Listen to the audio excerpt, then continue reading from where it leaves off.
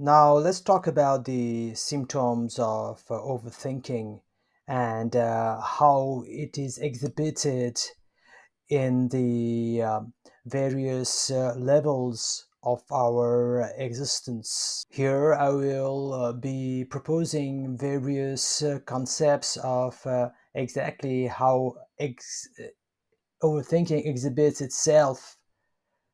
However, you must be warned that there is no scientific investigation like experiments and statistical analysis done on this, and it is based purely on my own observation and thinking.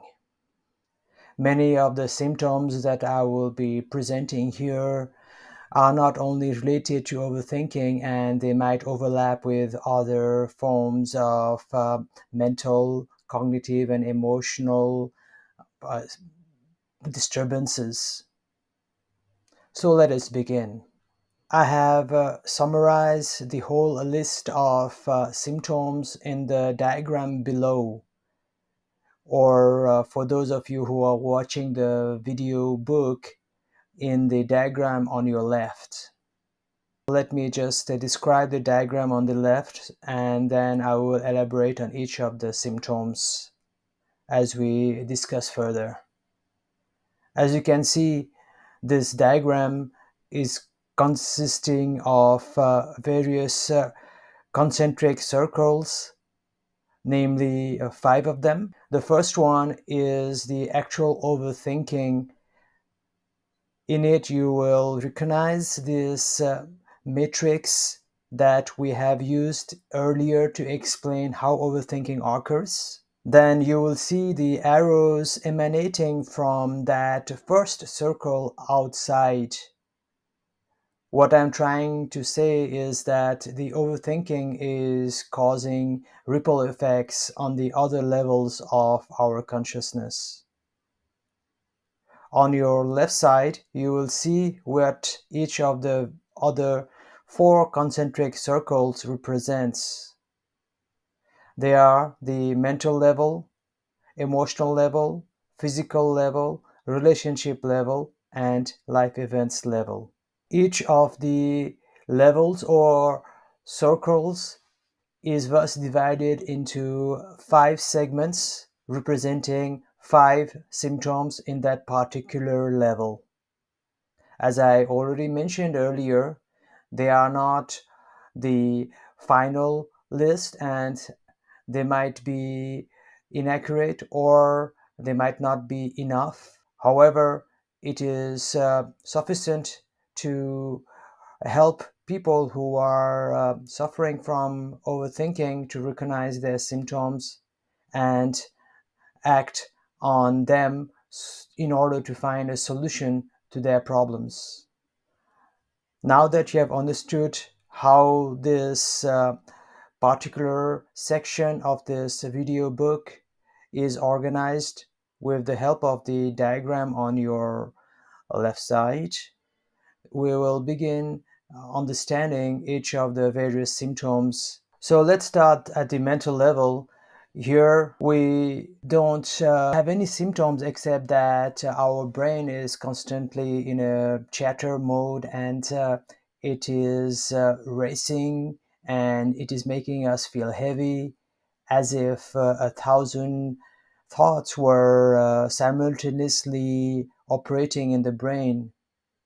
However, as we have established earlier, they are not 1,000 thoughts, nor even 100 of them. At the most, there'll be a dozen, but they feel so numerous and heavy that we usually tend to think that 1,000,000 thoughts is covering my brain. So this is the first level of symptom that is affecting us when we think of overthinking. Now let us go into the other levels of overthinking, which is affected by this mental level.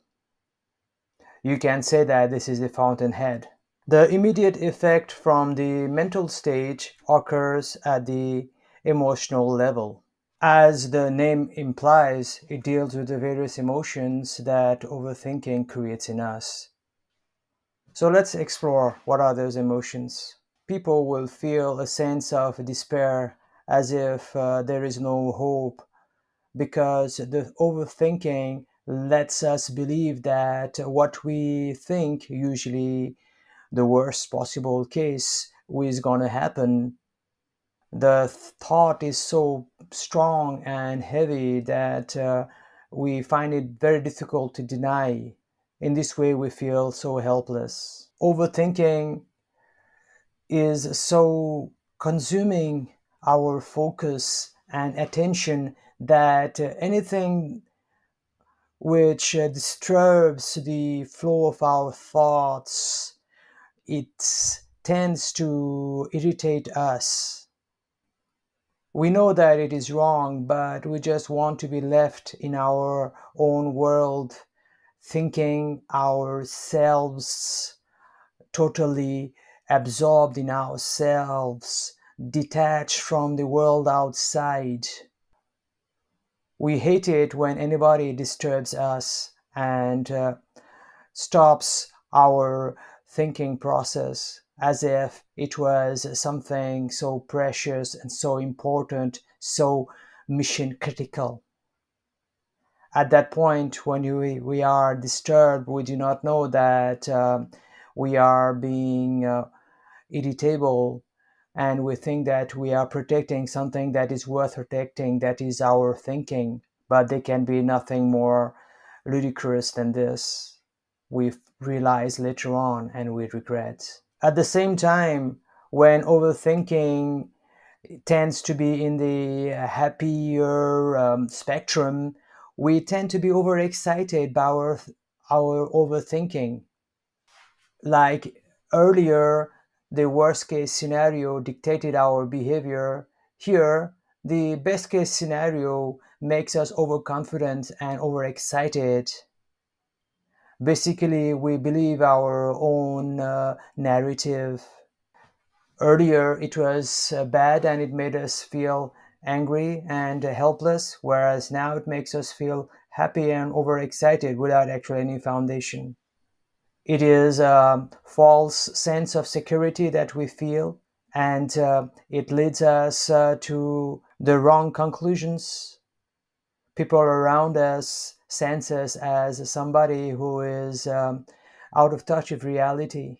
When people tend to think too much, they will create a loop of feelings which encourage overthinking, rewarding it, and then this overthinking creates the above negative feelings like despair, overexcitement, irritability, which leads to negative feelings which are very heavy in nature. Then this situation makes us still overthink more, again creating more negative feelings.